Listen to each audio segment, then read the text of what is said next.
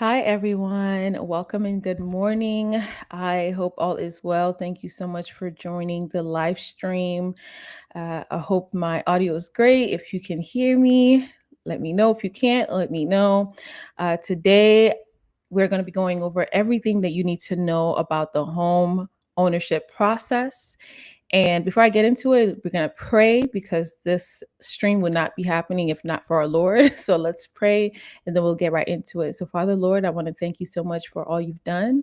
Thank you, Lord, for gathering all of us here today, Lord. I pray, Lord, that you open up the ears of the listeners and soften their hearts to receive your word, Lord. I pray, Lord, that everyone that listens to the sound of my voice today, Lord, will get out of this call with a lot of value. They will obtain a lot of knowledge and lead them in the path that you want them to go on, Lord. So thank you, God, for answering our prayers. In Jesus' name we pray. Amen.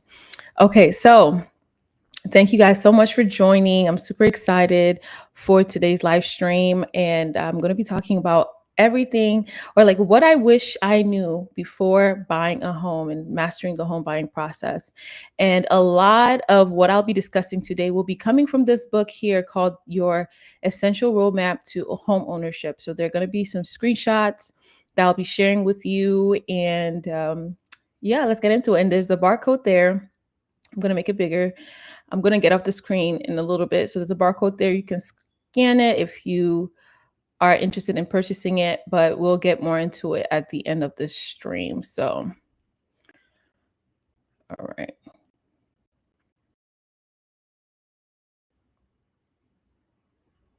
All right. So who is Dr. Yeti? Dr. Yeti is me.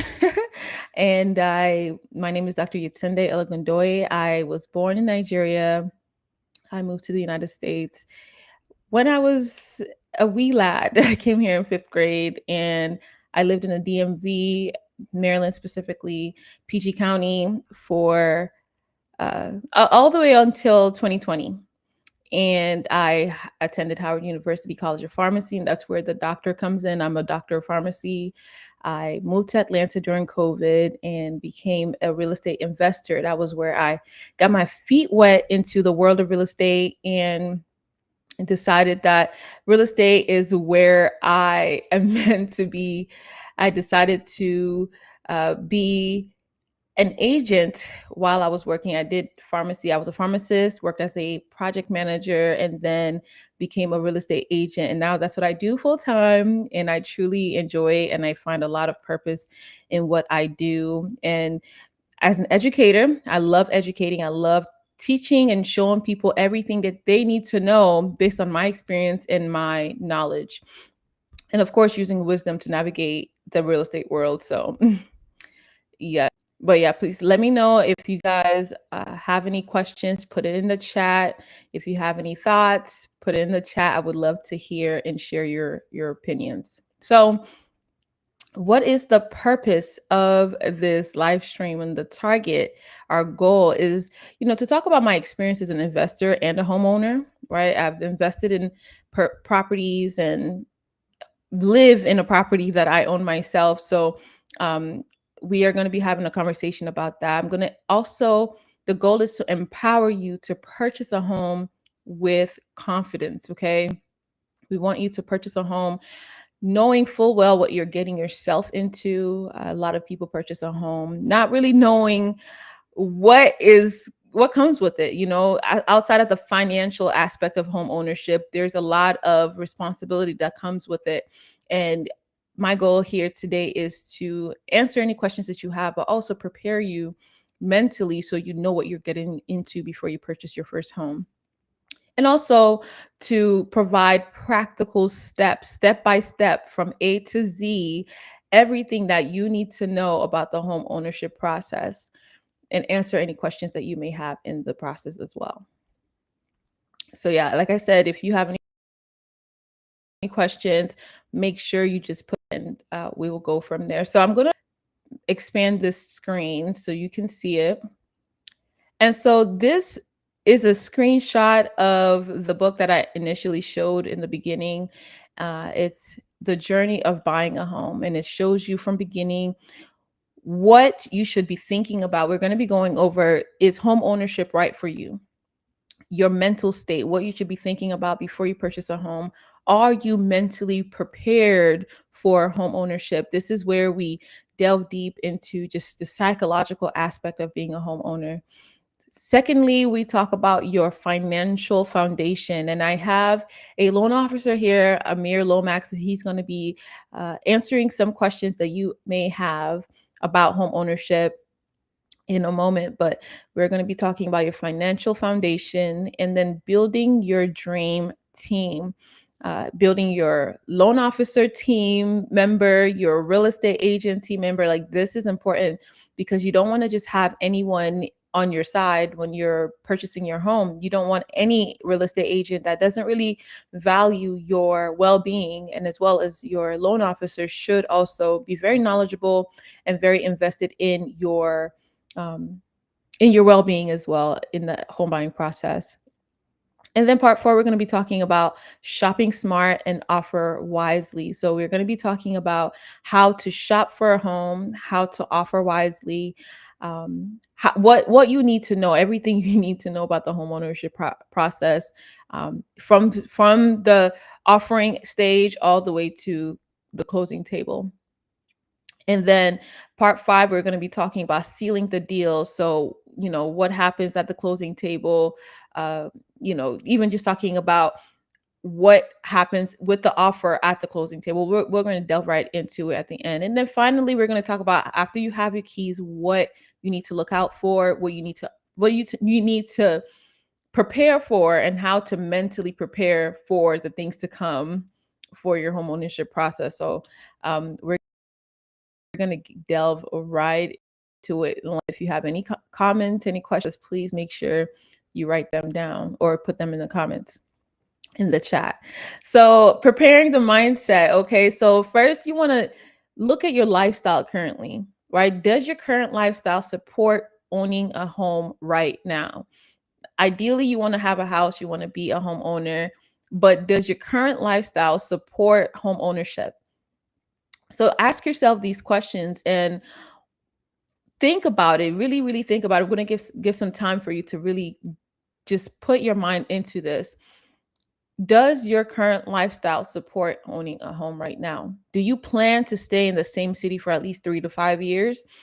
This is important because, and I'm going to talk about it a little bit further into the conversation, if you purchase a home and you don't plan on living in that house for 3 to 5 years, just know that if you decide to sell it, you're not going to make any profit, and you most likely will be coming out of pocket, because the appreciation of properties typically happens within the 3 to 5 year mark. So when you're trying to sell this house before 3 to 5 years, just know that 9 times out of 10, depending on the area that you're living in, you're most likely going to be coming out of pocket for this.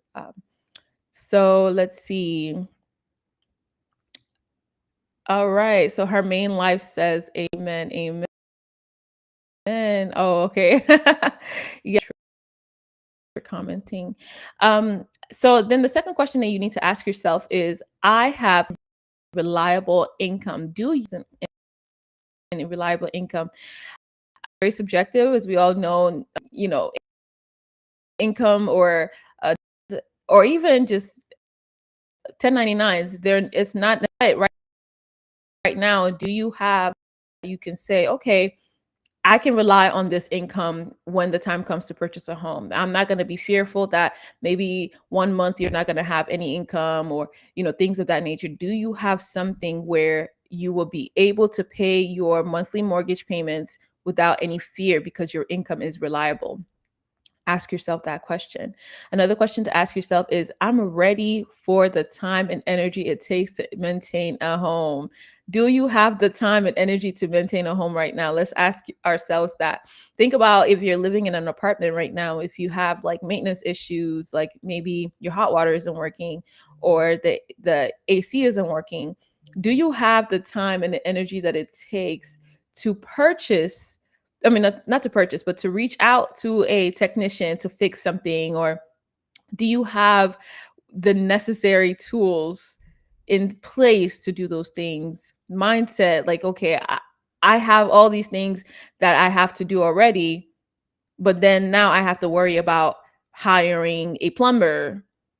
And it's not even just about hiring a plumber. Is the plumber going to be good? Do I have the finances to pay for this plumber? Because if you're living in an apartment, your maintenance office is paying for all of that. They're fixing all of that for you. You don't have to worry about it. All you have to do is submit a ticket and boom, you already have them coming to your door the next day. So think about that. Are you ready for the time and energy it takes to maintain a home?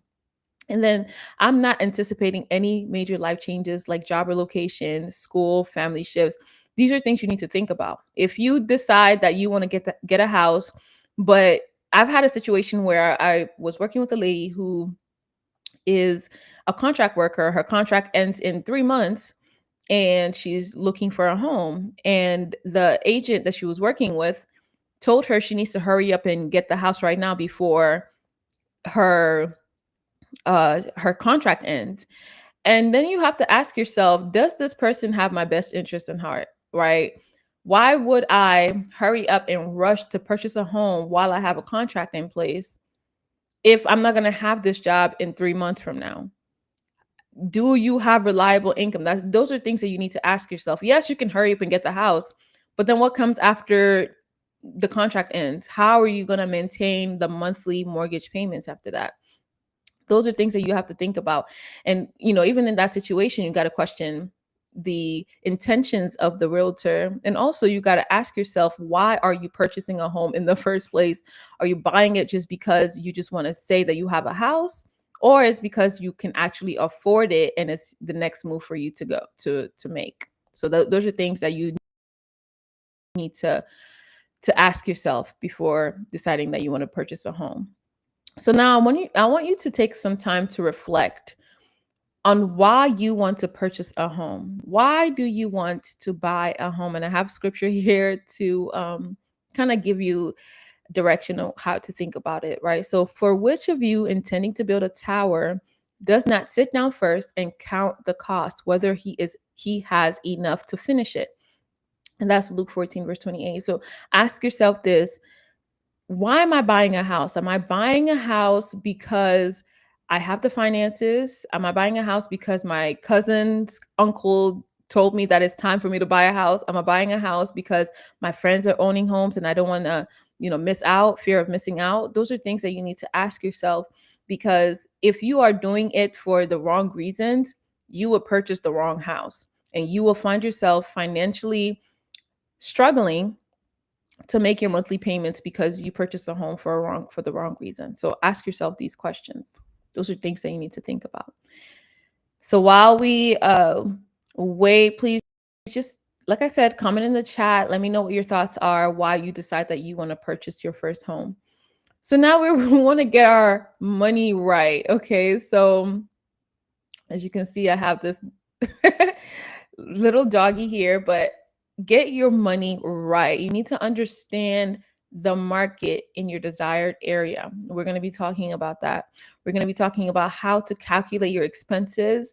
And if you register in the comments, there's a link for you to register for this call. Even though you're watching it right now, I will be able to start sending you emails on I can send you a document that shows you how to calculate your expenses, right? So you can have your expense sheet. And I'm going to share with you why it's important to calculate your expenses before you decide that you want to purchase your home.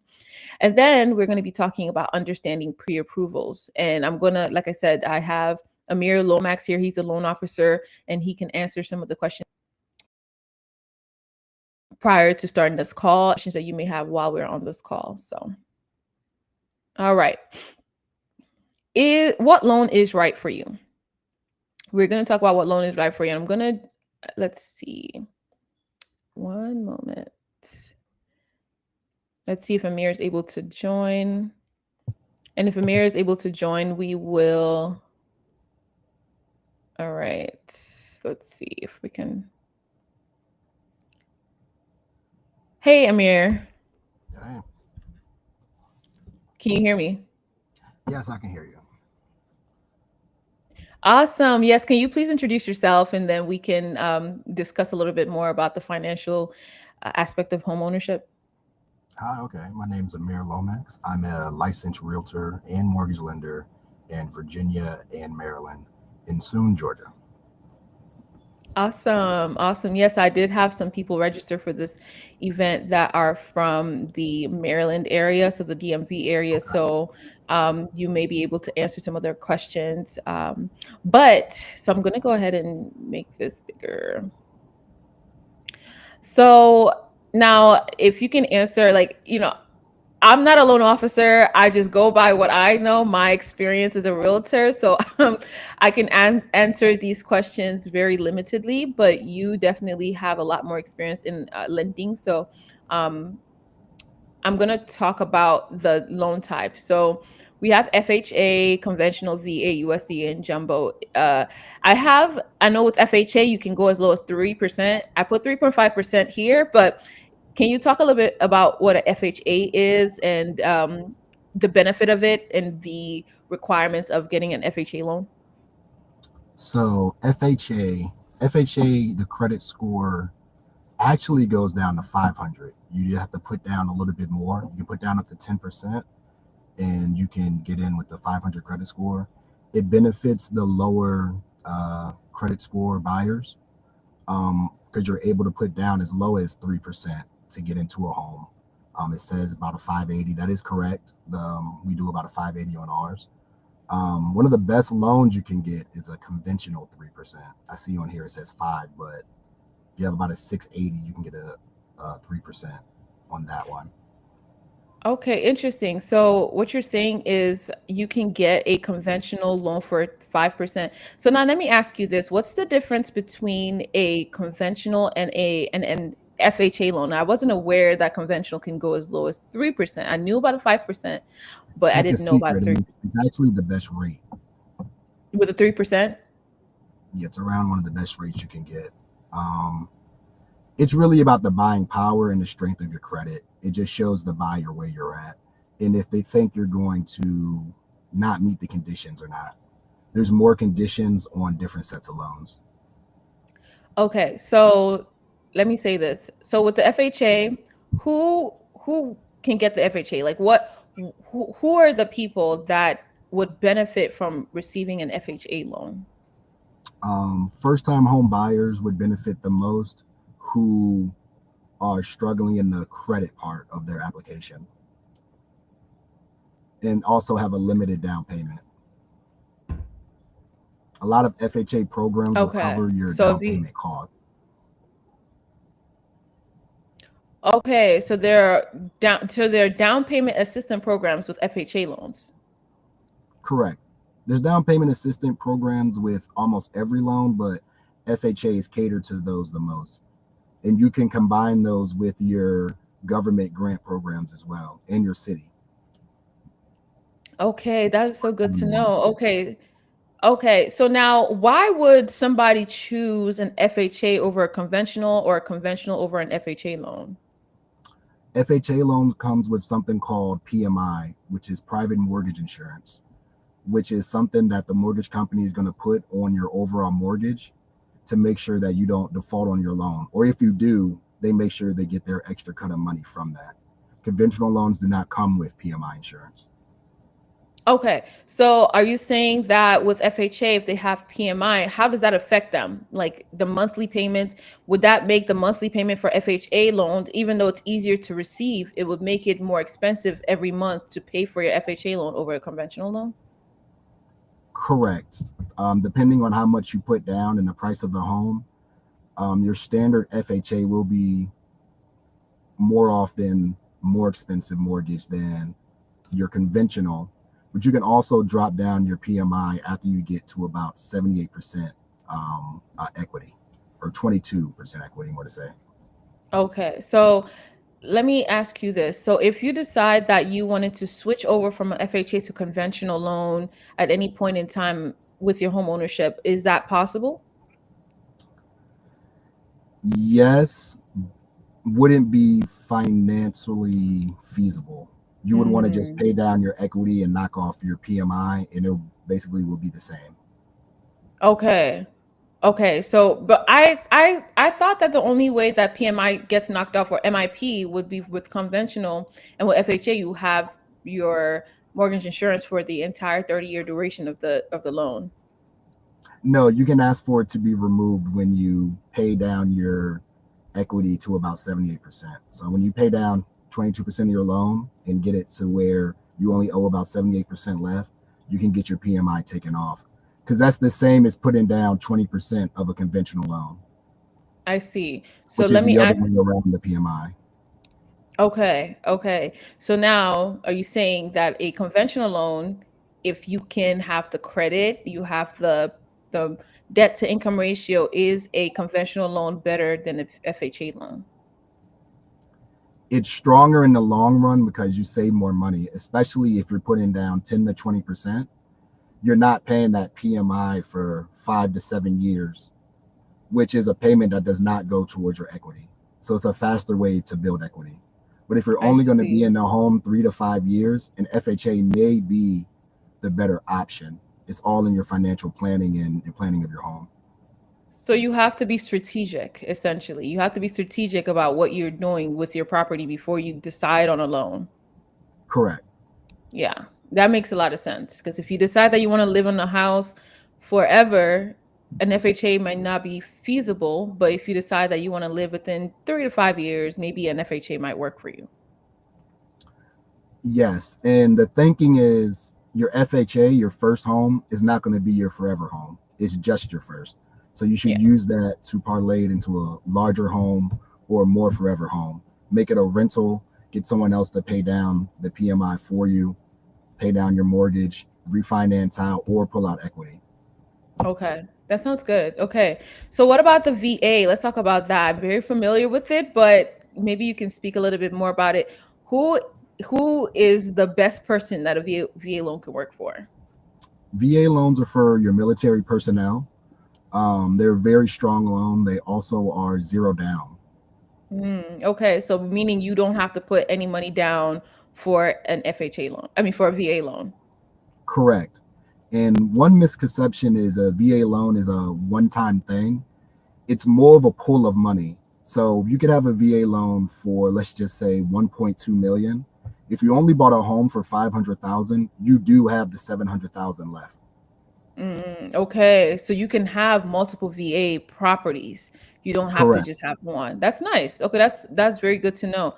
So, what are the requirements? I know you said that it's a strong loan. What are the requirements? Like, if I had a VA loan, and even though I don't have to put any money down, but I wanted to put 20% down, would it be wiser to do conventional or VA? Like, what would you suggest? I would say it'll be wiser to do it conventional. It's not really a point to do 20% down on a VA unless you're just trying to push down your mortgage price. Okay. But so you're saying that a conventional loan would be better than a VA if you can put 20% down. Like, let's say you Correct. had the money. Okay. You had the money, depending on the length of time you're in the home.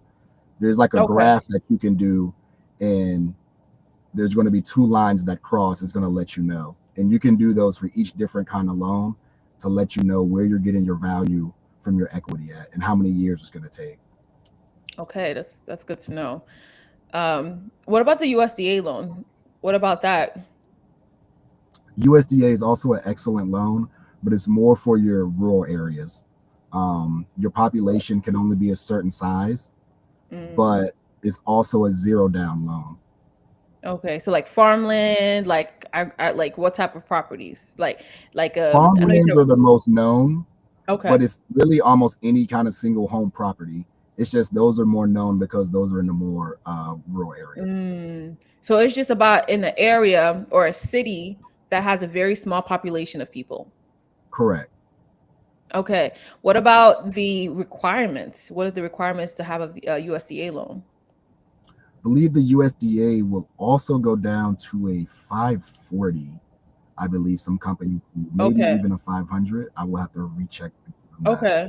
telling fibs on your Okay. screen, but And the thing about it is the thing I love about loan officers, you guys always have different um products that can, one loan officer can say, okay, well, you need a 500 credit score, and then the other one says you need a 680. Like, it's just, I guess it depends on the product, right? correct. It depends on the product that you're using. Yeah. So that makes sense. So I did put with the USDA loan credit score of 640 and up, but like you said, if you can go down to 500, it's if you have the product to be able to do that. That is also a good thing to know. What about a jumbo loan? Let's talk about that. That's a not very common, but I think people should also know it in the case that they decide that they want to buy a $5 million Well, home. jumbos are You very know, common, what is the jumbo? Oh, really? Okay, let's talk especially about in that. Northern Virginia where I work. Jumbo Mm. loans Okay, are so I'm in Georgia, so jumbos, we have $1 million homes, but it's not that yeah, common. jumbos are usually for your multi-million-dollar listings. Um, I have not done many myself, but Okay. they have a different kind of interest rate and scale that they go by because it's such a large amount of money. Mm. Okay, so let me ask you this. Why does a jumbo loan exist? Is there a limit for USDA, VA, conventional FHA that you must meet before you can jump into that jumbo Correct. stage? Jumbo only covers what the other loans cannot cover, essentially. Okay, so with the jumbo loan, you use a FHA loan, and then if let's say it's a $3 million house, and FHA only covers Correct. 750,000, the jumbo will cover the And it's rest. going to be a secondary lien. I see. Okay. Okay, that makes a lot of sense. Does it have higher interest or is it low? Like what is that? They typically have a little bit higher interest, about a point more, 1.2 more. It's really hard to say because Mm, rates change hourly. But they are yeah. they do have a higher interest rate. But most people getting the jumbo loans put down a large sum of money, so they kind of buy their rates Mm, down as well. okay. Okay, that's very good to know. So now I want to ask you about we spend on the mortgage, right? I know that when you give pre-approvals, you look at the gross income and not the net income. So basically, the amount of money that they make with their paychecks before taxes. Um, let's talk about that. Why, if someone is approved for $500,000 and they find a property that's $500,000, does that make sense for that person to buy that property just because they're approved for a $500,000 loan? No, not at all. Okay. So It's that all what in you're their saying is, finance. say it again? I said it's all within their own finances. The scale we usually go off of is 0.43 of their income, Okay. Of their gross um, income. of their gross income. If their debt to income is under 0.43, then they should be able to afford that loan. Okay. And maybe a third of what they make, they should be spending on their mortgage. Okay. I'm not So a financial expert, so okay. So basically what you're saying is if they did, let's say they did have a $500,000 property, they can afford it. It's just it might be a little bit tight because that's the upper limit of what they can afford. um, I'm saying the bank is willing to give you that money because they feel like maybe if you move some things around, you could afford it. It's just what the bank is Mm, willing to give. I can't say that's what you can afford. I see. Okay. So if somebody said, and I'm going to talk about that in a little bit, but if someone said, I can only afford to pay 2,500 a month for my mortgage payment, would you be Okay. able to give them a pre-approval of that amount where they can make that payment every single month? It just depends on their down payment and which loan Right. product they use.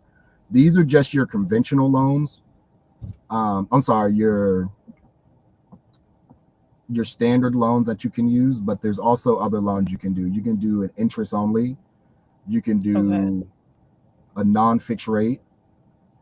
There's different loans that can bring you different payments. Mm. But Okay. buying down your interest rate is probably your best way to get to a mortgage price for a home you typically couldn't afford that mortgage monthly. And when you say buying down your interest rate, what do you mean by that? You mean like put more money into the down payments, into the closing costs? What do you mean by that? Can you clarify? Typically, it's about 1% of the loan total. If you can pay that amount into your mortgage price. So if you put down that money, into your down payment, it's going to drive down your mortgage price. Okay.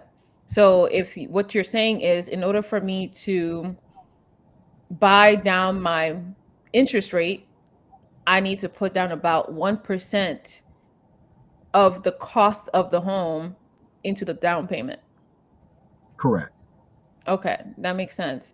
Okay, so I mean, I really appreciate you joining the live. If you can put your share your information, let how can people reach you? Those in the DMV area. You said you're licensed in the DMV and soon Georgia. How can the viewers reach you? I'll put a link here over here in the comment section. I work for loanworks.ai. You can type in Amir Lomax /loanworks.ai and my face will pop right up on there. But I'll put a link on there to Angel AI, which is the app that we use to process all the loans. We work for a AI loan lender now. No underwriters, same day approvals, next morning approvals, and no contingencies. Let me ask you this before you drop. What are the clear to close, how soon does that happen? And clear to close, if for those watching, is basically once you're going through the whole home buying process, you want to hear that phrase clear to close, which means that your loan has been approved, everything went through, all the paperwork is fine and dandy. Now you can actually take this loan to the closing table. So how often with this AI system that you guys are using do you typically get a clear to With close? Loanworks, I believe if you start your application with me, about 10 days, 10 to 11 days. 10 days. Wow, okay, that's pretty fast. That's pretty fast. Okay, well, I mean, thank you so much for joining. I really appreciate you taking your time to share your Yeah, of wealth course. of knowledge with the home lending process. And we will be in touch. We'll definitely be in touch. Thank you for sharing. Okay, and I'm going to drop a link for you, okay? Okay, all right. Thank you so Thank you. much. Bye-bye. All right, y'all. So as you like I said, if you have any questions, put it in the chat. Um, Now, one of the things that you should be looking at when you're looking at your monthly take home pay, right? Like Amir just mentioned, he talked about the fact that the pre approvals come with your gross income. If you know what your monthly take home pay is, which is your net income, and because this is the logical way, I know Amir said about 40% of your income is what is calculated in your pre approval. But we have to also look for ourselves, right? The bank, like he said, will give you what they think that you can use to survive. If you move things around, can you afford a $500,000 house just because you're approved for a $500,000 loan? We want to look at our take home pay and then decide if we can actually afford this mortgage based on our take home pay. If you know what your take home pay is, it's very simple. Just look at your paycheck, look at your bank account. If you're getting direct deposit, how much do you get direct deposited into your bank account? Look at that. Look at how much you have directly deposited into your bank account. And I'm gonna put it in the chat. No, Amir definitely just put the link to his platform in order for you to reach him. I'll definitely put it in the chat. If not, let's see. I'm going to put it right here. So if you guys can see it, that is the link to reach Amir. If you guys can see it, just go ahead and just type that into your browser and join or reach out to him. But if you're able to calculate what your take home pay is, which is your net pay, and you're able to determine what your monthly expenses are. And I'm going to talk about that in a little bit. Your monthly expenses, which is what do you spend on every single month? Your subscriptions, your bills, right? Utilities, calculate your monthly expenses, right? You need to know that number. That is essential, because then when you subtract your monthly expenses from your take home pay, your net income, you can determine how much you can safely spend on a mortgage every single month. You want to be able to know how much you can safely spend on on a mortgage every single month. It doesn't matter what you're pre-approved for. Congratulations, you're pre-approved for $1 million house. I would highly suggest that you do not go and look for $1 million house just because you were pre-approved for $1 million house. That is not uh, logical. Okay, so you want to be very wise when you are deciding on the property that you're purchasing. So, are you financially ready to purchase a home? Ask yourself this: are you financially ready to purchase a home? And if you, like I said, if you register, there's a jot form link in the description of this video. There's a jot form link.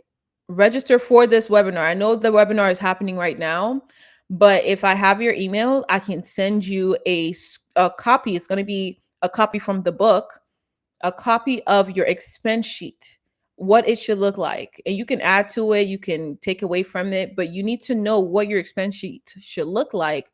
And you can be able to calculate your monthly expenses. And when you can calculate your monthly expenses, you can determine, based on my net income, this is how much I can actually afford.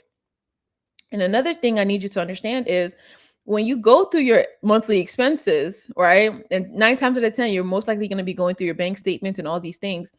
You're going to look and see, oh, wait, I am overpaying for this, or I am not even using the subscription. There are platforms like Rocket Money.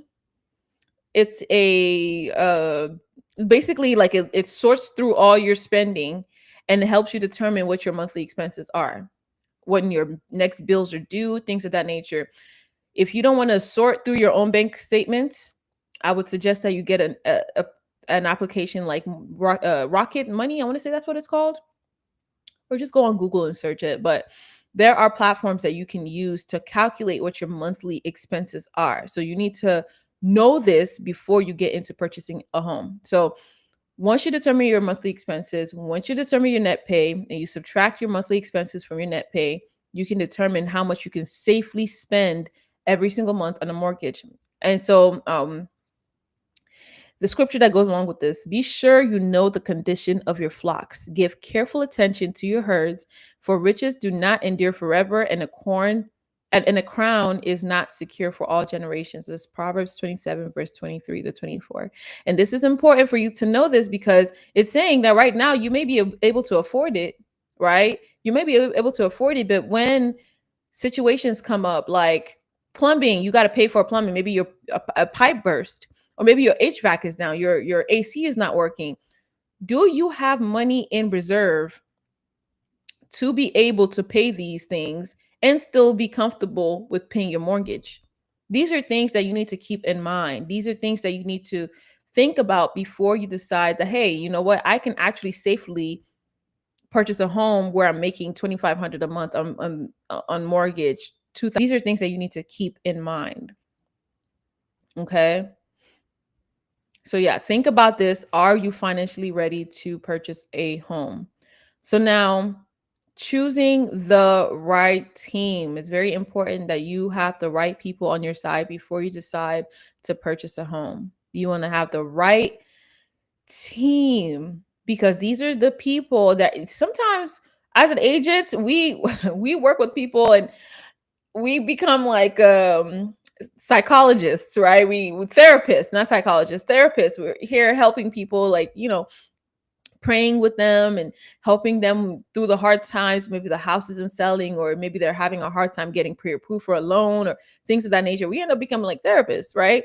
But imagine if you are working with someone that doesn't even care about what you're going through, and they're just like, you know what, like the previous person that I mentioned, hurry up and get this property before your contract ends.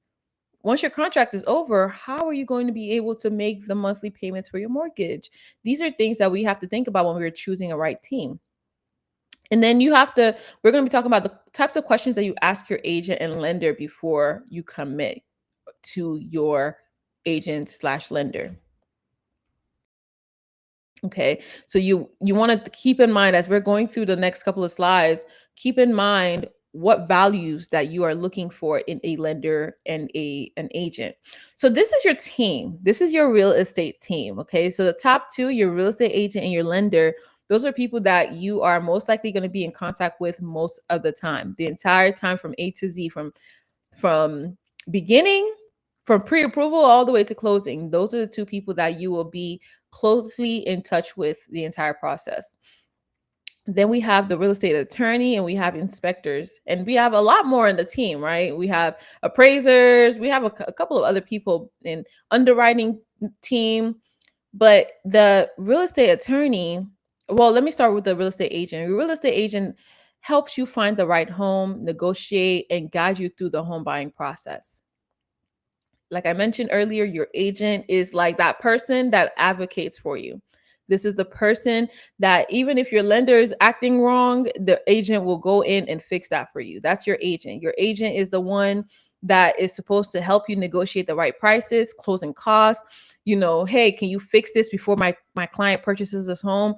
These are things that your agent are supposed to do.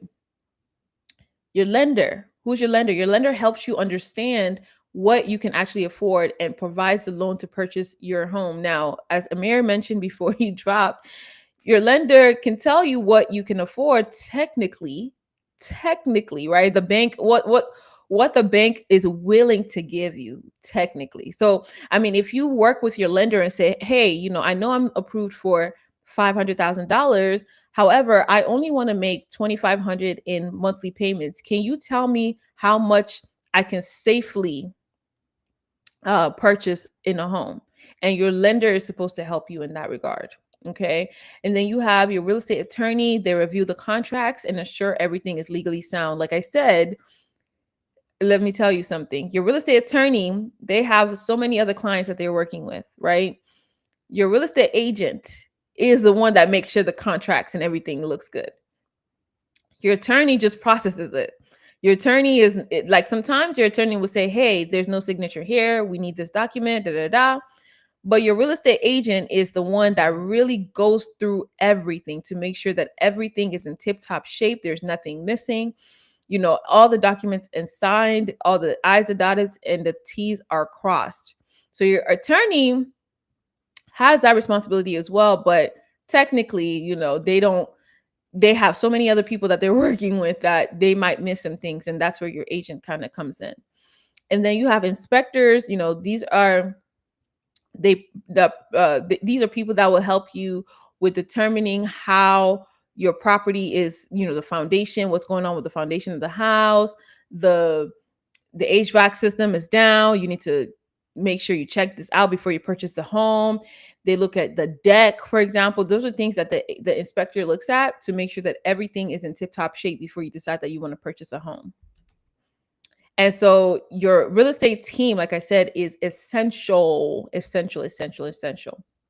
So now ask yourself this: what is most important to you? You need to make a list of values and traits you're looking for in a lender and a real estate agent. Right? And values, I'm talking about the things that you stand for. I want an agent that listens to me. I want an agent or lender that communicates with me, right? I want an agent slash lender that has my best interest at heart. I want people that will tell me the truth, regardless of whether or not it profits them, right? You want someone that has integrity. Those are values that you need to be thinking about. Maybe you don't want anyone that has integrity. You just want someone that closes a deal. What values are important to you? Make that list. And when you next thing you want to do, you want to shop around for lenders and agents. Shop around for agents and lenders and pick the top 3 of each. Pick your top 3 lender slash agent. I'm saying, like, shop around.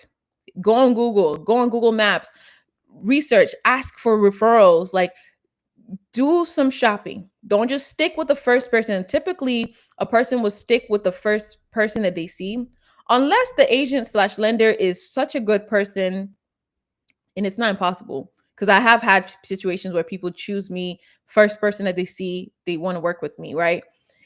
Unless the person has, all the values that you have on your list and they check all the boxes, I would definitely suggest that you definitely shop around for a lender and a realtor, because you don't want to make a decision hastily because you're just ready, you're ready, you're ready. When you sign with an agent, that's your agent for however long the contract is for. So if you sign with an agent, just know that this agent is going to get commission regardless of who you decide to work with. Okay. And next, commit to your agent. Commit to your agent. Do a comparison of all the three lenders and commit. Commit, commit, commit. This is your person. This is the person that will guide you through the entire process. So if your agent is asking you for documents, if your agent is saying, make the process simple. Make it easy for yourself and for your agent. Okay? Just, just make things smooth and smooth sailing. Just commit to your agent and do, what the agent is asking. Now, if you have questions, ask your agent. That's another thing to look out for. If you're asking questions you don't know, and from my experience, right, from my experience when I purchased my home, right, I was not an agent. I had no idea about the real estate world. I had no literally just jumped into it, dove in with absolutely no experience. And when I purchased my first home and I would ask my agent questions, he would not answer them, or he would make it seem like I'm asking too much, right? And those are things that you need to look out for. Those are red flags that you need to look out for. And a lot more red flags are going to be listed in the book. Red flags, questions to ask, things to look out for when you are shopping for a lender and an agent. Those are going to be listed in the book, but you need to know these things before you decide that you want to work with an agent. Those are things that you need to be aware of. So now, this is a reflection question. What values are most important to you when deciding when deciding who to work with? And the scripture goes along with this is, walk with the wise and become wise, for a companion of fools suffers harm. Right? That's Proverbs 13, verse 20. If you are working with somebody that has no intention of making sure that you're good in the entire process, and all they're thinking about is their profit, just know that even if the house you purchased is the house that you wanted and everything, maybe foundation, all that stuff is right, just know that there are things that could have been done that wasn't done because that agent did not care about your best interest. The property could have been renegotiated, right? It may be overpriced. I mean, let's talk about one of the investment properties that was purchased with my previous agent, right? That property was overpriced. This agent didn't renegotiate, didn't, there were things that were in the inspection report that could have been, brought up during the negotiation process, but it was never addressed because the agent was just ready to close. He was ready to get his commission, and that was it. And so now when you're thinking about selling the property, but the property was overpriced when you purchased it, you're going to be selling the property for less than what you purchased it for. And you're not going to have any equity on that property because the money that you're buying, the money that you're paying into the mortgage is building the equity to the point where it is at the property value, at the market price, because right now it's way overpriced. So those are things that you need to think about. Keep in mind when you're purchasing a property. So shopping smarter and not harder. I have this meme. I love this meme. It's just so funny to me, but you want to shop smart and not hard. And you want to prepare yourself before you start shopping, right? And I know a lot of times people, when they are ready to look for a home, immediately they're trying to get the wheels in the ground and just keep going, right? Before you purchase your home, you want to make sure, okay, that you have your ducks in a row, okay? Make sure that, hey, before I start looking, I have my pre-approval. Before I start looking, I have the list of things that I'm looking for in a property. These are things that you need to do so that you avoid analysis paralysis. I don't know if you guys have ever heard of this, the term analysis paralysis. Basically, it's you having so much options, and you just don't make any decision because it's just so much, right? And you just have a list of properties. Like you got 10 properties that you're looking at every single day, and you just can't choose because, well, this house is a little bit nicer. It's painted blue, but this other house has a bit like these are things that you need to keep track of so that you know, right? Okay, before I look for a house, these are my wants and these are my needs, right? We're going to go over that. We're going to do a little exercise of wants versus needs before you purchase a home. And then you also need to understand the current market before you purchase. Like I said, I didn't look at the market. Like I said, I did not have any experience in the real estate world before I jumped into it. I didn't know I need to look at the market. I didn't know anything about comps. Okay. I did not know anything about comps. I just said, okay, the house is worth this because that's what it was put on the market for. And asking price was what was offered each time. I need you to understand that just because somebody is asking for $500,000 on a house does not mean the house is worth that much. And even if it is worth that much, you can always renegotiate your prices. You can always renegotiate your prices. Okay. So I want you to keep that in mind. Okay. So you need to understand the current market before you purchase a property. So start your list. Start your list. Okay. You want to know what your wants are and you want to know what your needs are. You need to know how many bedrooms you want. Okay. Do you want to have 2 bedrooms in an office space?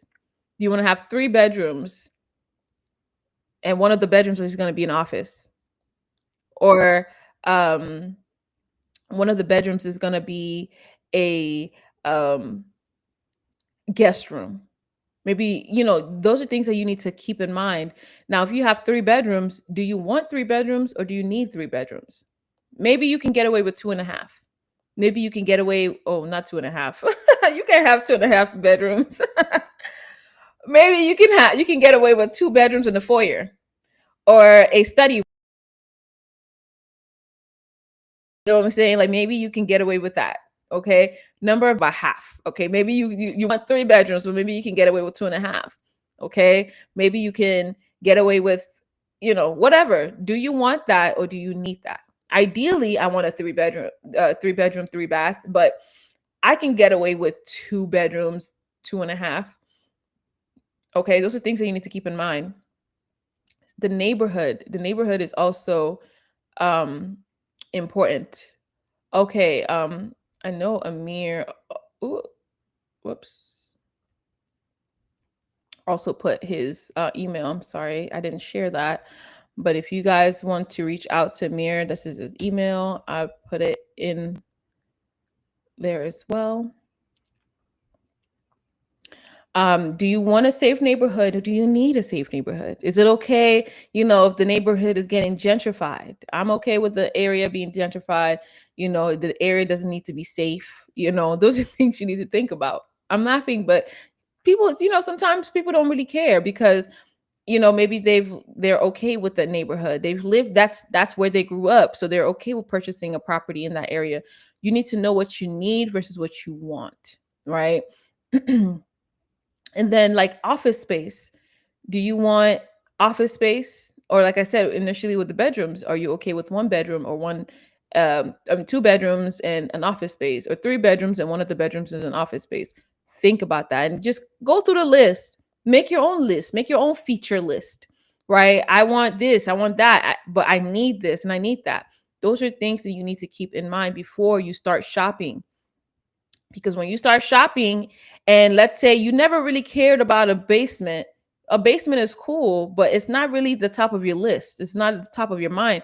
And then you find properties that have basements, and now all the properties you're looking for has to have a basement because you've kind of lost track of your purpose, the intention of you doing this. So now you find a property that meets everything you need, but now you are overlooking those properties because it does not have something like a basement that you wanted. It's ideal, but it's not a mandatory thing. But if you have this list in mind, you already have this list. Every time you look at a property, take this list with you. Check it. Okay, I need this. I want it's in the book. So if you print this out in the book, every property that you go to, that you visit, just check it off. Every property you go to, have this list with you. It's here. It's here. It's here. Check it off. Those are things that you need to do. And so these are overcoming. So these are ways that you can overcome analysis paralysis. Set your boundaries. Okay. So limit how many homes you view in a day or in a week. Right.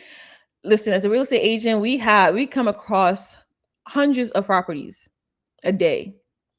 And I can send you 100 properties that align with what you're looking for. But we got to narrow some things down. Okay, well, it's 100 properties. Now let's look at my want/need list. Let's say it has all out of all the 100 properties that I sent to you, all your needs are met. But now we can narrow it down even more to see, okay, it's too many properties. Let's look at the wants now. Okay, does it have the things that I want? We can narrow it down that way. And it's great that you have so much options and the things that you need, because in the case that you don't find any property that has the needs and the wants, right? We can go back to the list again and look at the things that have the things that you actually need. So just set a limit on the properties that you're looking at every day and every week. I mean, I've gone through, like, when I first started, I've gone through like 30 properties with a client before and end up not getting anything at the end of the day. That's too much. 30 properties is a lot. It might not sound like a lot to you, but it is a lot. And I understand that you want to be able to be sure on the property that you're looking at. But before we even step foot out the door to say, hey, let's drive around and look for properties, we got to make sure that this property is what you want before we waste our times. Because driving around finding properties, that's gas, energy, money. That's emotional connection to the property. Sometimes we get emotionally connected to a property before we even actually put an offer into it. So you need to be sure before you get in the car to start driving around and looking at these properties. Next, you want to stick to your must-have list. Okay, make sure, do not keep adding to it. Right? Remember, I talked about the basement. You find a basement now, boom, boom, boom. There are some times where it's like, oh wait, I forgot, I needed to add this. This is something that I need to have. But make sure you sit down before you even start looking at a house, and make sure, like, okay, is there anything else I need to add to my need list? Is there anything else I need to add to my want list? You got to think about that before you even start looking at homes. Make sure you have that list already on point before you say, okay, I'm going to start looking at homes. Okay. So don't add to it once you start looking. Don't do that. Okay. Because then that's when it starts to take away from what you're looking for and makes it difficult. Then that's when you lead to analysis paralysis. Okay. Make sure you have timelines as well, right? Make sure you have a timeline. Okay. And it doesn't have to be a hard timeline, as in like, okay, by next week, I need to already decide on the house, right? And then you end up choosing a house that you don't really care for just because you're trying to hurry up and meet that deadline. But it's a soft deadline. By the end of next month, I want to be sure that I have at least 3 properties that are on my mind that I want to. 3 is even too much, honestly. Maybe like 2. By the end of next month, I want to have 2 properties that are on the radar, like I can compare and make a decision on which property I want. Okay. By next week, I want to choose the property already and submit an offer. Like, set deadlines so you don't start dragging your feet and wasting your time and your agent's time. Okay. Use filters and tools. So save homes in a spreadsheet app with key criteria. So like, if you have a spreadsheet, like with your feature list, have a spreadsheet set out. Okay, I went to property A and it checks off this box, this box, this box. However, it doesn't check off this box, this box, this box. Keep things in line, and so that when you decide, okay, I've looked at all these properties, I submitted an offer on this property. I submitted an offer on this property. They didn't accept the offer. So now, instead of me to go back and start looking for more properties, let me go back to my list and see which other properties I liked. Let me go back to my list to see which properties checked off my needs list. You need to do that before you say, okay, they didn't accept my offer. Now I got to go back out and start looking for more properties. Because I guarantee you, when you were looking at properties in the past, there were some properties that caught your eye. But this other property you submitted an offer for was so appealing to you that you said, you know what, I want to go for this one. This is the one that I want. Okay. So I want you to keep that in mind and rank them too. Rank the homes. Rank them. Make sure that you rank the homes so that, okay, I submitted my number one property. I didn't get an approval for the offer, but I'm going to submit an offer for property two. So do those are ways that you can keep track of your properties. Okay. Like I said, if you have any questions, comment, let me know what you have a question about. So, submitting the offer. Let's talk about that. So, before you submit an offer, these are the things that you need to look out for. Okay, take your time and take a look at it. And we're going to talk about it in a second.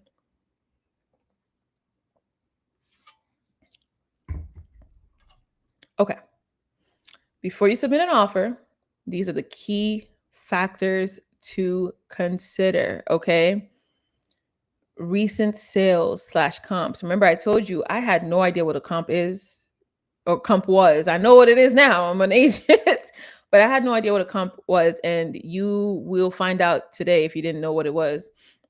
So, a comp is similar homes in the area. What are they selling for? And when I say similar homes, if you have a 3-bedroom, 2-bathroom house and it's in the specific neighborhood, you want to look at homes within 1 mile radius that is actively on the market, that recently sold, ideally in the last 3 months. And this is what can show you what the value of the property is. Because if the properties in the area are selling for $400,000, but your property is on the market for $500,000, then you can say to yourself, okay, this property is not worth what it's listed for. You don't want to submit an offer for a $500,000 house when all the other properties are similar to this property are sold for $400,000 in the last 3 months, because you are $100,000 way over the market value of the property. So those are things that you need to keep in mind before you decide that you want to purchase a property. Because like I said, I didn't know what comps were, and submitting offer asking price before doing my research was something that I wish I could have done differently. And I definitely want everyone to avoid before making a decision and purchasing a home. So now, and that's what I said, the list price versus the market value. So that's similar to the comps that I said. If you find the comps and you determine that the comps in the area, the property similar to yours is being sold for $400,000, then compare it. That's the market value. The market value is $400,000, but the list price is $500,000. Is the asking price fair, high, or underpriced to encourage bidding wars?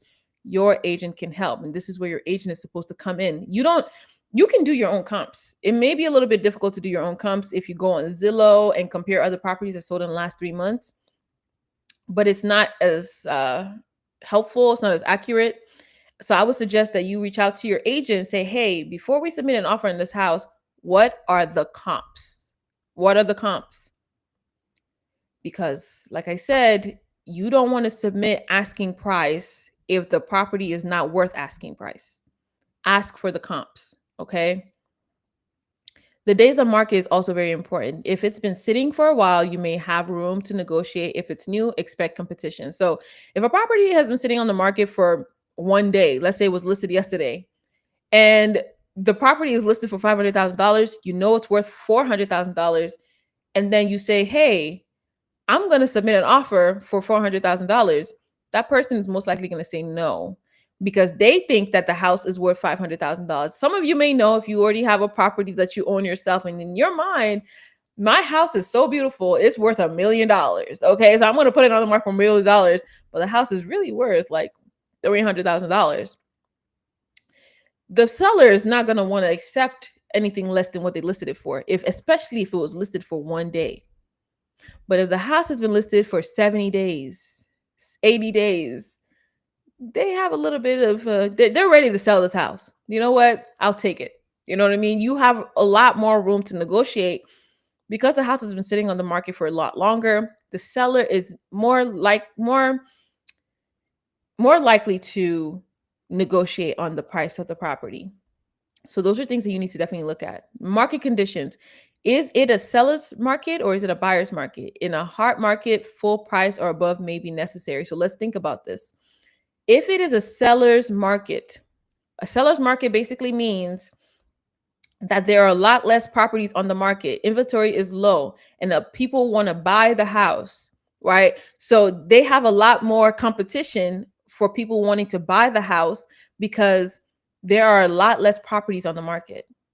And so, or either there are a lot less properties on the market, or property prices are high, interest rates are high, so the buyers are a lot less. It's a lot less buyers and a lot more properties, or just that there's just a no, a lot more buyers. I'm sorry, because if it's a hot market for the sellers, a lot more buyers and a lot less properties. So the seller has more options. So you're not like, so you have to know whether or not, okay, hey, I like this house, but right now it's a seller's market. So they most likely have a lot of offers on the table. Let me try to give a competitive offer. Those are things that you need to look at. You also have to see whether or not it's a buyer's market. If it's a buyer's market, that means that there are a lot more properties on the market. The sellers are having a hard time selling the property. So the houses most likely are sitting on the market longer. And so the buyers are on top, meaning that they have a bigger leverage to negotiate on the properties. Those are things that you need to look at. Those are things you need to have a conversation with your agent about. Okay. Those are things that you need to definitely be aware of before you decide that you want to submit an offer. The condition of the home is also very important. Is the home move-in ready? Okay, if it's a move-in ready homes they get better offers, right? Because it's move-in ready, the paint looks nice, and the HVAC is brand new, the roof is brand new. There's nothing that needs to be fixed up in the house. Everything is in perfect condition, or relatively perfect condition.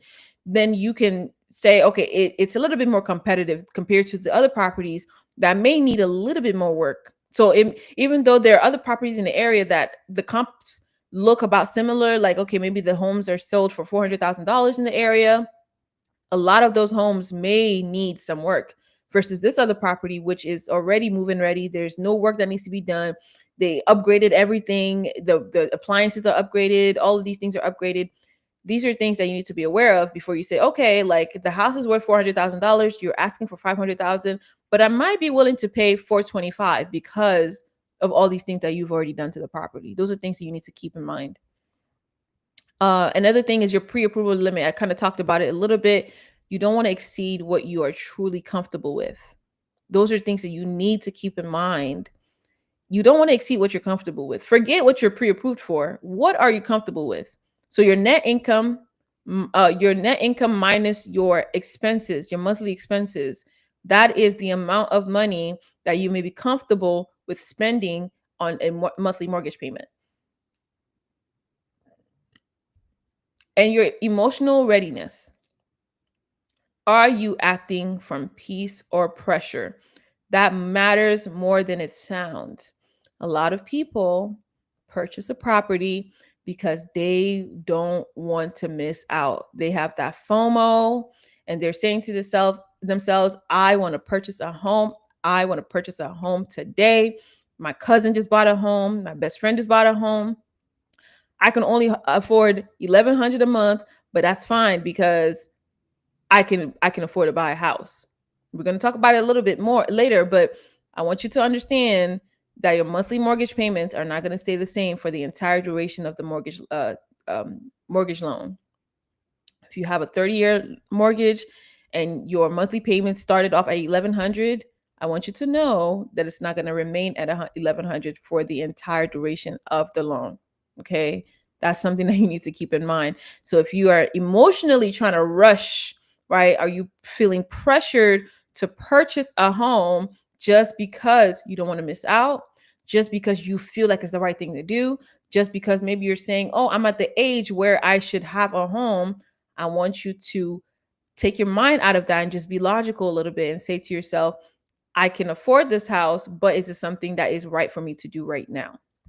Okay. And going back to the first couple of slides that I did, part one, where I was talking about mental uh, readiness. Are you mentally ready to purchase a home and own a home and fix things that are broken? Right. When I purchased my home, a couple months later, I had to spend about $6,000 on the plumbing. Right, the sewage wasn't connected correctly, and I had to pay that out of pocket. Okay, those are things that you need to be ready for and prepared for. Right, thankfully I had that money saved up. I did not even know that I needed to have that money. Like I said, I'm very grateful things have worked out the way it did. I did not know. I was not mentally ready, but I was financially ready, right? I had the money saved up. I had the money saved up for down payment, closing costs, and still had money left over to pay for any mishaps that could have happened to the property. But those are things that you have to be mentally prepared for. And I'm not saying, and I'm praying that none of you have any kind of issue like that. But I want you to know that things can happen, right? So you need to be very aware of these things before you decide that, okay, I'm ready to buy a home. Okay. So now this is a reflection point. What are your non-negotiables when you're looking for a home? Think about that. Maybe you're ready to buy a home right now. Maybe you're not. Maybe you're already in the process of purchasing a home. What are your non-negotiables? If you know what your non-negotiables are, you find a property that looks pretty but doesn't have your non-negotiable, why are you buying the house? Those are things that you need to keep in mind. Think about that. Proverbs 3, verse 5 to 6. Trust in the Lord with all your heart and lean not on your own understanding. In all your ways, submit to him, and he will make your path straight. That's in Proverbs 3, verse 5 to 6. Keep that in mind when you're making a decision, because you may not understand why this home is speaking to you, but it doesn't meet your non-negotiables. And you're like, okay, maybe I just need to lean not on my own understanding. Reflect on why you're doing the things that you're doing. Think about that. You don't want to buy anything because of outside reasons. You have to think deeper as to why you're doing the things that you're doing. So now let's talk about closing with confidence. We're going to talk about from offer to closing, step by step, A to Z. What happens after you've gotten pre-approved and you submit an offer? What happens from offer all the way to the closing table? We're going to talk about what to expect during the closing and the things that you need to avoid, the last minute things that you need to avoid before you get to the closing table. Writing things that about. So this is another screenshot from the book, and this is from contract to closing, right? These are the steps. I'm going to talk about them more in depth, but I'm going to just kind of highlight some things. Once you submit an offer, there's something called a due diligence period. What is a due diligence period? Due diligence period happens after the offer has been accepted, typically about 3 to 10 days, depending on what is on the contract. You have 3 to 10 days to ask questions, basically to back out. And you ask questions, you decide, okay, based on the inspection, I don't want this house anymore. Based on the inspection, we need to renegotiate. What is it, things that need to be fixed? This is where you literally do your digging. And the thing about due diligence period is there's something called earnest money. When you submit an offer, you submit the offer with earnest money. Earnest money is around 1% of the offer or the offer price, right? Around 1% of that. You give that money to the title, to the attorney's office, or maybe even the broker holds the money, but you give that money to the seller, letting them know like, hey, I'm willing to purchase this house, and I'm actually really serious about it, here is my earnest money. Now you can get your earnest money back, but the only way you can get your earnest money back is if you decide during the due diligence period that you don't want this house anymore. Your earnest money typically goes into the closing of the home. So it goes into the closing costs. So down payment it could go into, or I think it just goes into closing costs. I think that's a question for Amir, but it definitely goes into closing costs. It definitely goes into the closing costs of your home. However, if you decide that you want to back out on this home, once you submitted an offer and you decide that you want to back out, you have to do that within the due diligence period if you want that money back. Otherwise, after the due diligence period, you cannot get that money back. That money goes straight to the seller. And why is that? I think it's very important because a lot of people might question, like, why is this? Like, this is it's very important because if I'm a seller and I'm taking my house off the market, I need to make sure that this person is actually serious about buying this house. If my house has been off the market for a couple of days, meaning that it's a lot less people that are willing to submit an offer or come look at the property because the house is under contract. I want to make sure that this person that is submitting an offer is actually really serious about purchasing this home. So that's where your earnest money comes in. It's like, okay, I believe that you're going to buy this house. And if you decide that you don't want to buy it after the due diligence period is up, then I keep the money. So it seems unfair to this to the buyer, or maybe it doesn't. I don't know, depending on who's listening. But it's a very fair thing. And then you have inspections, and inspections happen typically during the due diligence period. If the inspections happen after the due diligence period, you know what I mean? You can do the inspection, but just know that you're not going to get that money back. You're not. I mean, yeah, you're just not. I mean, unless the seller is really nice and it's like, you know what, you can get your money back. You're just not going to get that money back.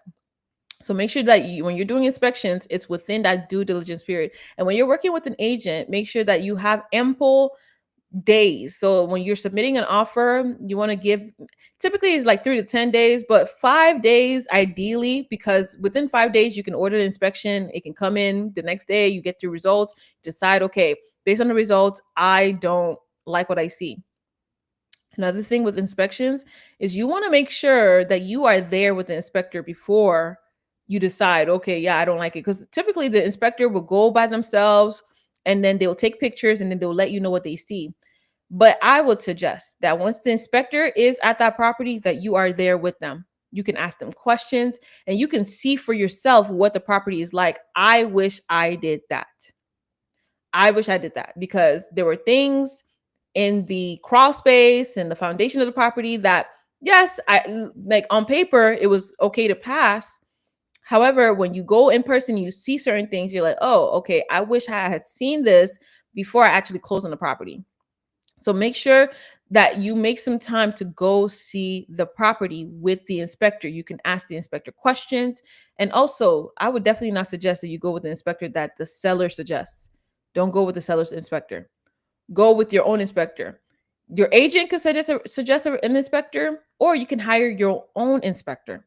I would highly suggest that you do your own research on an inspector and go with your inspector. But your agent, who should have your best interest in heart, should also have some inspectors that they can refer you to actually do the to check on the property yourself. But I would suggest that you do your own research so that if you find out things in the property, you can't blame the agent for referring you the wrong person, right? To inspect the property. You did your own research on the inspector and you decided to go with this person. Another thing is with the inspection, it's a very general inspection. So if you have a property that's older, right, make sure you go with an inspector and then hire an HVAC person. Okay.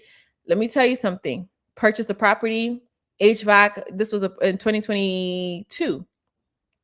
HVAC was 2019, right? When you look at the label, it says 2019 was when it was manufactured.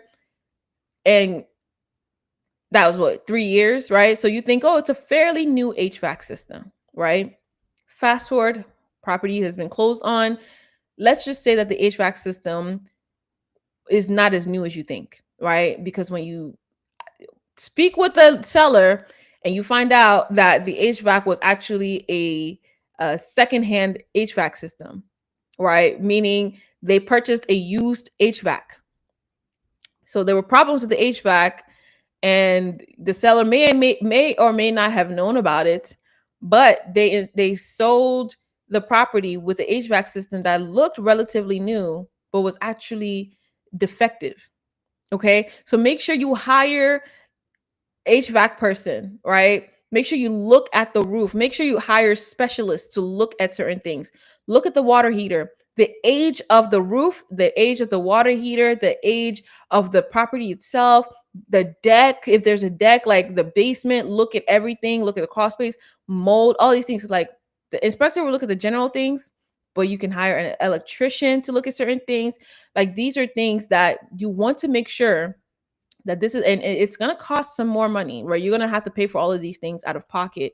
However, I would rather pay a couple of $100s before I close on a home than now owe thousands of dollars on a property and pay so much more to fix these issues, right? So these are things that you need to keep in mind. Appraisal, that's something that the lender asks for. Once you go through the process towards the end, like maybe the middle of the entire process, the lender will ask for an appraisal. What an appraisal does is it looks at the property. The appraiser will go out, check the property to see if the property is actually worth what it's being sold for. So whatever it is that you offer on the property, is it worth that price or less or more or whatever the case is? The reason why this is done is because the lender wants to make sure that before they give you any money for this property, it's actually worth that. They don't want to just give money just because. So they want to make sure, and an appraisal doesn't necessarily mean it's right. You know what I'm saying? Sometimes the property, you submit an offer way more than what it's actually worth, right? And when you get an appraisal back, let's say, and most of the time an appraisal typically passes. But in a case where the property is worth way less than what you're submitting an offer for, that is where you can go back to the seller and say, hey, listen, this property is way overvalued. My lender is not going to accept it. You might need to drop the prices. That's where negotiation kind of comes in again. Then you go through the underwriting process. That's the most difficult process in the whole home buying process. That's where all the paperwork is being done. Like they're asking for your pay stub from like 2 years ago. Like you have to go in and dig. Thankfully, we have systems like ADP now, but a while ago, people didn't have that. So a lot of times the underwriting can be quick depending on the system that your employer has. If you're 1099, that makes it a little bit more challenging. It's a different process. And then you have the final walkthrough. After underwriting goes through, you're clear to close, right? That's what you're looking for. You're looking for the term. You're looking for your lender to tell you you're clear to close. Once you get that clear to close approval, then you know, okay, I'm clear to close. I can take this loan to the closing table and we're good. All the paperwork looks fine. Now, that doesn't necessarily guarantee anything because typically at closing table, we have come across some things, sometimes at closing table, the underwriting team asks for a document that you don't even know how you're going to get this document and you're about to close in an hour, but they're saying you can't close unless you have this document. So those are things that could potentially happen, but the underwriting team, hopefully you have a lender that has a great underwriting team that you don't have to have those issues at the closing table. And then you have your final walkthrough, which is just before closing. It could be the day before, it could be the day of. You go to the property, you look at everything. You want to make sure that everything is in alignment, right? All the things that you asked for. You asked for the paint to be done on the property. You asked them to replace the HVAC. You asked them for whatever. Those are the things that the walkthrough is meant to look at, because when you go to the property and it doesn't look like what you thought it did. Let's say you go to the property the day of the closing or the day before, and there's a huge water leakage and the entire first floor is flooded. You want to make sure that the house is in perfect condition, or at least to your standards, before you close, because then you can take it to the seller and say, hey, you didn't do what you said you were going to do. Or, hey, there's a whole breakage, there's a whole water leakage, the entire first floor is flooding. You want to make sure that you bring that up to the seller. And those are things that you need to look at. And then closing day, you sign the paperwork, you pay your closing costs, you receive your keys. And we're going to talk about what happens with closing day and then after closing day. Okay. So I hope you guys are able to follow. Like I said, if you have any questions, please um, say something. Okay. Let's see. So ask yourself this. This is a reflection question. Envision yourself holding the keys to your new home. How do you feel? How do you feel? You make known to me the path of life. You will fill me with joy in your presence, with eternal pleasures at your right hand. That's Psalm 16, verse 11. Ask yourself, when you get those keys, how do you feel? It feels good, right? You know, you're excited, you got your keys, but also got to ask yourself now you got this responsibility. How are you going to handle them? But the thing about it is, the beauty about it is now you know. Now you know how to handle the responsibility of being a homeowner because you were prepared. You got the book, or you attended the webinar and you got the book. These are things that you need to keep in mind before you decide, okay, I'm grateful we're closing, but now I got some responsibilities to handle. But we're going to talk about those responsibilities in a little bit. So I hope you guys are following along. So now you have the keys. We're going to talk about the things that you need to do in the first 30 days and then your home maintenance habits. Okay, so these are the essential tasks for your first 30 days. After you've closed on the property, you got your keys. Congratulations. That is awesome, right? You can post it on social media. You can post it on Instagram. I got my key. You hold the sign that says homeowner. I closed on my first property. Congratulations. That's awesome. But now you got some responsibilities. It's time for you to get the ball rolling. Okay. So now the first thing you want to do, you want to make sure you transfer or set up your utilities. It sounds like common sense, but common sense ain't so common, y'all. Okay. Common sense ain't so common. So one of the things that in the city of well, not the city of Atlanta, but in some cities in Georgia, there is a situation happening that a lot of people, and this is typically around the gentrified areas in this state, a lot of people are racking up water bills. They're not getting the water bill in the mail. They're not getting, they're not being warned that their water bill is going to their water is going to shut off. They didn't get any of that. And so they're racking up thousands and thousands of dollars. And when it's time to push them out, they say, hey, listen, you got to pay this. Otherwise, we're going to sell your home. We're going to put a lien on your home. So you want to make sure that you got your ducks in a row, your T's crossed, I's dotted. You want to make sure you transfer your water bill, gas bill, electric bill, everything. Everything. You want to make sure you keep on top of that. That's very crucial. Deep cleaning and pest control. Need I say more? You don't know how the previous people lived in the property. You want to make sure that everything is cleaned. So hire a cleaner, hire someone that will come and deep clean the property. Rekey all exterior doors. That was my mistake. Okay, I can confidently say, unfortunately, right? I didn't rekey the property. I remember one time I was at the property just trying to clean up, right? This was the investment property, and I heard the attic door shut, slam, and I ran out the door. I ran out. I drove off, and then I came back with a police officer just to make sure I was good. Of course, the person most likely had left before I came back, but the problem was I did not rekey the doors. So make sure you rekey all the exterior doors. Like I said, it sounds logical, but I am just a girl, y'all. I'm just a girl. Please.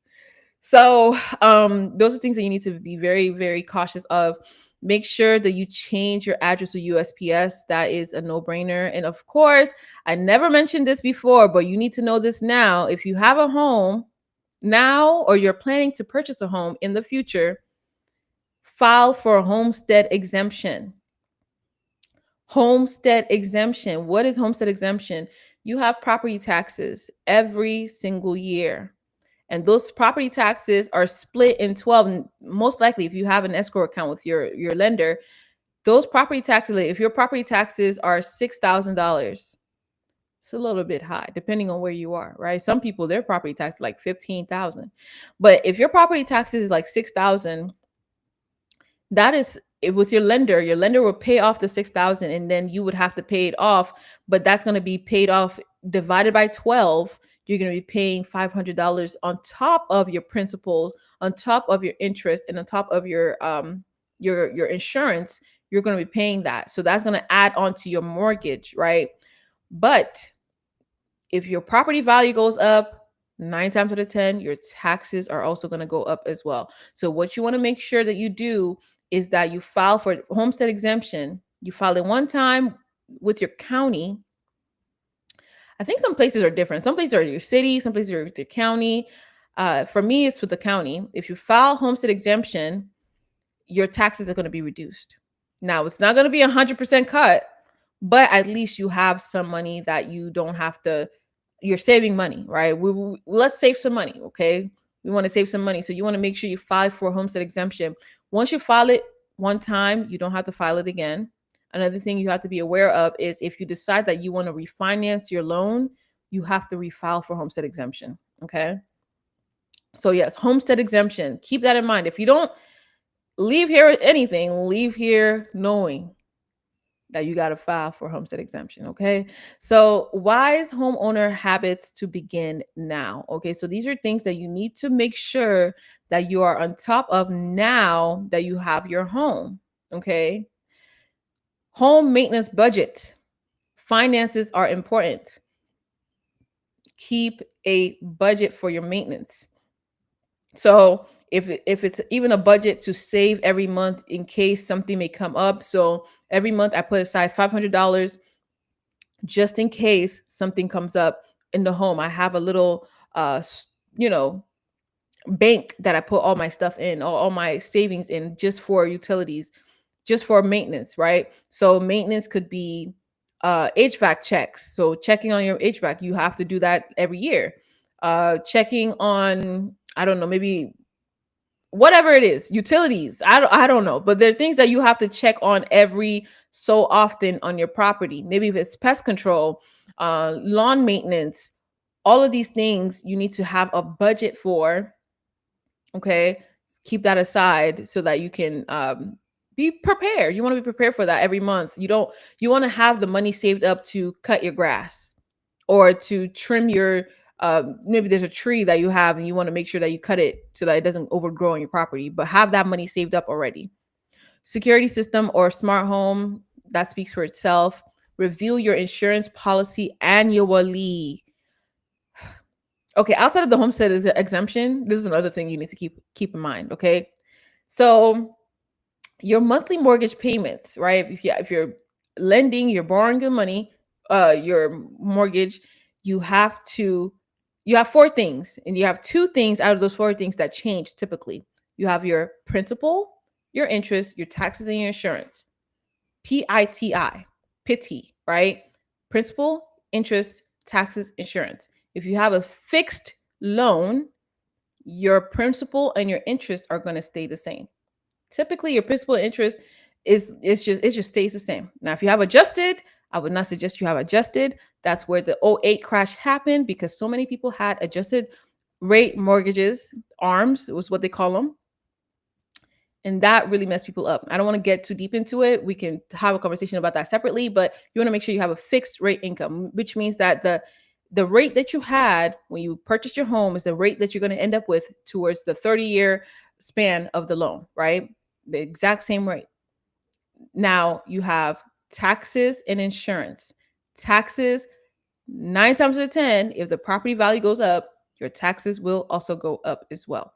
So taxes are going to change, but you can always contest it in an instance where your property value hasn't really gone up significantly or at all, and your property taxes went up, you can contest it. You can definitely contest it. It's going to be when you get sent a letter in the mail, you can contest your taxes, right? And then you have insurance. Review your insurance policy every single year. That's essential, because year one, your insurance may be $1,000 a year, but year two, it may be 3,000. Some people, their mortgage payments go up by like $400 a month, $1,000 a month. I have seen it. Okay. So some people, their mortgage went from 2,500 a month to 5,000 a month. That's the thing. But 9 times out of 10 is because, let's say you purchase a brand new property, and I don't know, I don't even know if I need to create a whole separate video about this. But if you purchase a brand new property, if it's a brand new construction, you're the first one to move into the property, the taxes that they tell you about at the closing table is the taxes of the land, not of the actually not of the actually, not of the actual structure on the land. Because when they assessed the property wasn't built yet. The house was not built yet. So when they assessed the property, they only saw land, and so they valued the taxes based on the land. But once the property was built on top of this land, let's say the land was worth $60,000, $300,000 property on that land. Now the land is worth $300,000 or $360,000. What do you do then? The taxes will go up based on the value of the property, which is $360,000. And people that purchase new construction properties have no clue. A lot of them don't know this. So I'm letting you know ahead of time, before you purchase a brand new construction, make sure that you compare all the other properties in the area to see what their taxes are now that they have the property built on top of the land. Then you can kind of estimate what your taxes will be and see if you can actually afford that property or not. Right. So make sure you review your insurance policy every year. You can shop around all the time. 9 times out of 10, you can find something cheaper than what you currently have after the first year of your home ownership. Okay, so keep that in mind. You need to have a seasonal maintenance calendar. So keep in mind, okay, I need to check my HVAC system. I need to make sure that I check my water heater. I need to make sure that I get my grass cut every 2 weeks. These are things that keep track of these things so that you don't forget, right? The important things, you don't forget them. And set up a repair fund. A repair fund. So like I said, when I said a home budget or home maintenance budget, what I meant to say was whatever it was that you were saving up, save it for a repair fund just in case something breaks and you need to fix it. Okay. So let me know if that makes any sense. And what is your biggest worry or confusion? All right. Think about that. You can ask it in the chat. What is your biggest worry or confusion now that you have this entire home buying process? Nervous. What you nervous about? What are you nervous about, Larry Sagos? I would like to know, what are you nervous about? But yes, what is your biggest worry or confusion? You don't have anything to be worried about. I'll say this, you don't have anything to be worried about, because this entire home buying process does not have to be stressful. It does not have to be scary. And like I said, are you buying it based on pressure or because you are comfortable with the situation? You really want to buy a house, right? You have to think about these things. You have to understand that it doesn't have to be stressful. It really doesn't. My home buying process, it was not stressful at all. I know there are things that I wish I had done differently, but I had the money saved up. I had the credit score and all these things. These were things that it was literally a smooth process for me. But as an agent now, I've gone through processes where it's like, okay, I see where the pitfalls can come in. You need to understand how to prepare for these things before it happens. There's nothing to be nervous about. The only thing you should be concerned with is the people that you're working with. Do they have your best interest at heart? Will they provide this information to you or even more? If you're ready to purchase a home mentally, now are you financially ready to purchase a home? Your lender or your agent should not be trying to rush you into purchasing at all. Okay. So what questions do you have? Let me know. These are let's see. Let me know what questions you have. You can say it in the chat.